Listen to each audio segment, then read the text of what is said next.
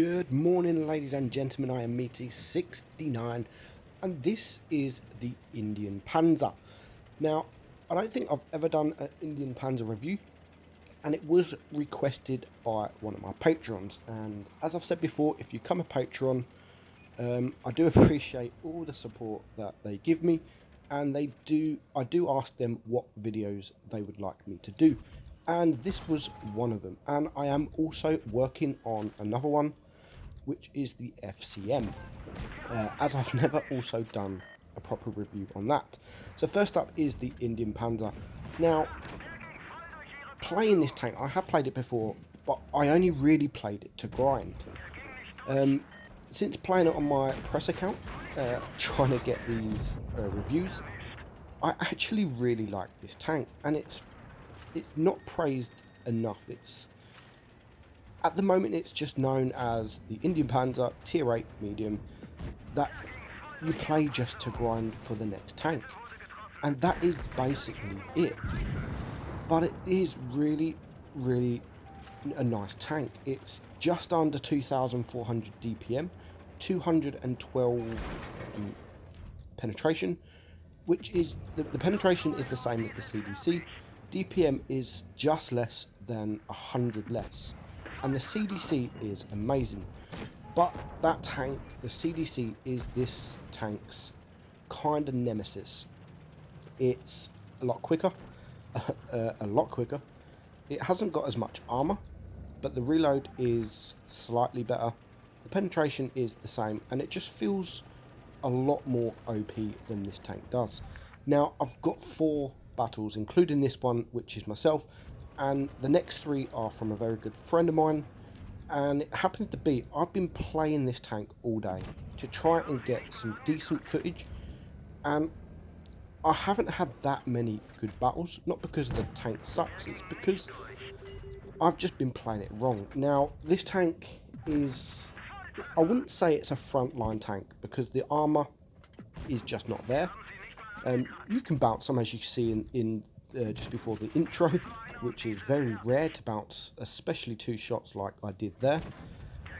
But it is a support tank, and if you can support either your mediums or your heavies, you can pump out the damage in this tank. And you can see 5.3 seconds reload. We're now going to come up behind an IS-6. Bad shot, I don't even know why. I was aiming at his track, but luckily one of my teammates tracks him, which means I can get behind him. And once you are behind him, there's really not much he can do.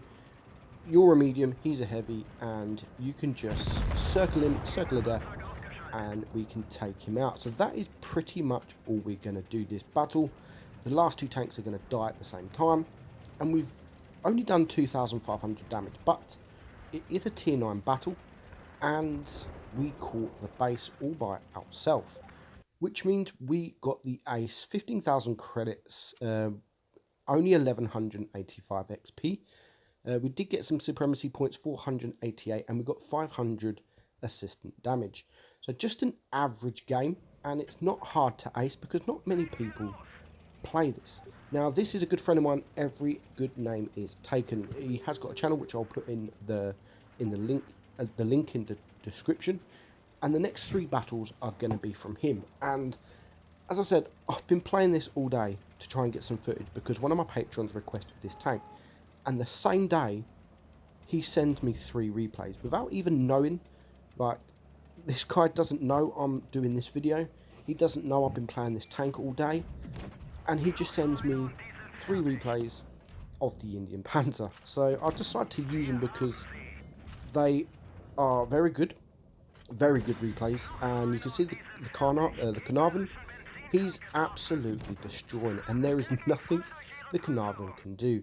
He's perma-tracked him, he's going to get another shot, he's now down to a 1 shot, and he's going to get rid of him. So that is the first kill gone, and he's already done 1,600 damage, and that is just to that Carnarvon. Now, he's got the Ferdinand up there. You can see he is poking in, he's poking out, he doesn't want to get shot. He's saving his hit points. There is the T-54, which he misses, but he manages to avoid getting shot. And then he manages to get a shot into the T-54 Now the Reds are pushing round to the team. He's backing up. He's going to help his team. Unfortunately, he doesn't penetrate the defender.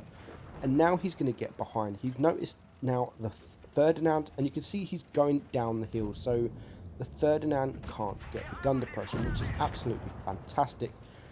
They take him out. There is a tortoise capping, which is one tank less to help his team.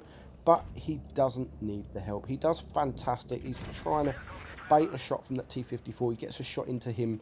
He is still full health. He's saved his hit points, although he does get a shot taken into him there. But by this time, there is only 3 tanks left, and one of them is the IS-3 Defender, who is a one-shot.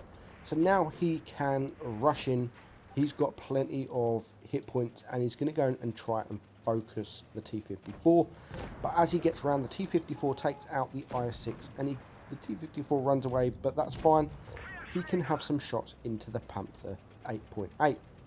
T-54 hasn't started pushing yet. Nice shot into the Panther there. He's going to still focus on the Panther as the T-54 is not going round. And as soon as the T-54 goes round, he can start focusing him. Nice shot there. The Tortoise is up to 70 cap points. They need to take these two tanks out before he caps the base. The enemy know they've lost this battle, and it's just the T-54. He gets a lovely bounce into from the T-54. He's now a one-shot. He can get his bottom plate, but he bounces. 92, 93 cap point, 94, but they managed to take him out. Fantastic battle. 4,000 damage, 1,285 XP. Very nice battle. So moving on to our third battle, it is Mines, and it's not a bad map for this tank with the gun depression, although it hasn't got much armor, so you can't really push the ridge. But when you have tanks that cross up like that, he's got 3 shots, lovely HE into the T-49. And now he just does not want to get shot from the T-49. There's an SP-1C there, which he can again get a nice HE shot into him. He is hiding behind the rock. He doesn't want to get shot. There's a couple of tanks up there. They are 2 tanks down. The 2 tanks that pushed the hill have been overrun by the 3 tanks up there. He just misses that T-49. And there's going to be a lot of work to do because there are 2 tanks down, but the T-49 gets a lovely shot into him. As long as he doesn't get shot from the T-49, they should be okay. There's a Black Prince there. Again, a lovely shot into that T-49. The RHM takes out the Bulldog, and he's going to get, again, a nice HE shot into the SP-1C. Now, the T-49 is now a one-shot, so they haven't really got anything to worry about on that hill. Just the SP-1C and the T-49. The SP-1C is a very weak tank. There's no need to be scared of an SP-1C. But now he's getting shot from the Mutts. Now, I did do a Mutts review, and it's pretty much a premium Indian panzer. So, the reload's pretty much the same. He gets a nice shot into him, and you can see he is backing up. He's hiding behind the rock, and he's getting some lovely shots into him without taking any damage in return. The Mutts has pretty much gave up, and he gets another side shot in. So there's still plenty of hit points. And again, he's just been wrecked by the RHM, which now puts him down to a one shot from a heavy or the RHM. So he now needs to be careful. There is still the T-49 up there who can one-shot him. The SP-1C is now gone. The Black Prince takes out the SP-1C, but the RHM is pushing the hill. And as I've said, you don't want to get shot by the RHM. He's already bounced 450 damage. He's already done 2,500 damage, so he's already done really, really well. And a lovely HE shot into that RHM. And now the team are pushing.